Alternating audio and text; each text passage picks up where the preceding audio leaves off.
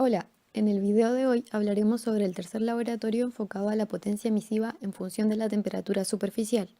Los objetivos del laboratorio son determinar la potencia emisiva, verificar las leyes de radiación y determinar y corroborar el factor de forma. Para poder realizar esto, primero debemos tener claro qué es la radiación, la cual es un mecanismo de transferencia de calor, al igual que la convección y la conducción. Lo que diferencia la radiación de los otros dos métodos es que no necesita de un medio físico para ser transmitido, es decir, nos permite transmitir calor o energía a través del vacío. Esto lo logra por medio de ondas electromagnéticas producidas por alteraciones en las configuraciones electrónicas de los átomos de un cuerpo. La tasa de liberación de calor por radiación se denomina potencia emisiva y para superficies planas viene dada por la ley de Stefan-Boltzmann y es igual a la constante de Stefan-Boltzmann, cuyo valor se encuentra en pantalla, por la emisividad multiplicada por la temperatura absoluta medida en Kelvin de la superficie elevada a 4. Tiene unidades de watts por metro cuadrado, lo cual nos indica que el valor de la potencia emisiva viene dado por unidad de área. También es importante mencionar que la emisividad es la razón entre la potencia emisiva del cuerpo real y la potencia emisiva de un cuerpo negro a la misma temperatura. Un cuerpo negro podemos decir que es una idealización que absorbe y irradia lo máximo posible, lo cual viene dado por la ecuación mostrada en pantalla.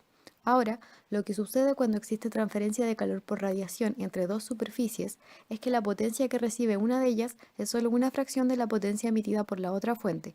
Esta fracción se define como factor de forma o factor emisivo, que es la fracción entre lo que recibe el cuerpo sobre la radiación total emitida por el emisor, tal como se aprecia en la fórmula. Para superficies finitas, el factor de forma se define por una integral, donde el θi y el θj son los ángulos que existen entre la línea recta que une las dos superficies y la normal de cada una de estas. A partir de esta forma obtenemos la propiedad de reciprocidad, la cual nos permite calcular el factor de forma de una superficie IJ teniendo el valor de su recíproco JI y las relaciones de las áreas. Para el procedimiento, primero se tomaron las condiciones ambientales y se encendió el banco de ensayos con el cual se regula el voltaje de la fuente emisora. Esto generará variaciones de temperatura en el emisor que veremos reflejada en las lecturas del multitester. Para la primera medición, se deja el receptor a 15 centímetros de la fuente, la cual es un filamento incandescente. Se ajusta el amperímetro del banco de ensayos a 6,4 amperes y se mide el voltaje en el receptor. Posteriormente se repite esta prueba para los distintos amperajes requeridos. Luego, se varía la distancia a 30 centímetros de la fuente y se repite el procedimiento.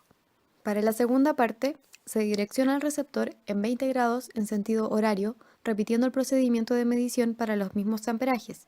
Luego, se vuelve a modificar la dirección del receptor, ahora en 20 grados antihorarios, desde la línea recta y se mide para los mismos amperajes. Los datos obtenidos se agrupan en tablas.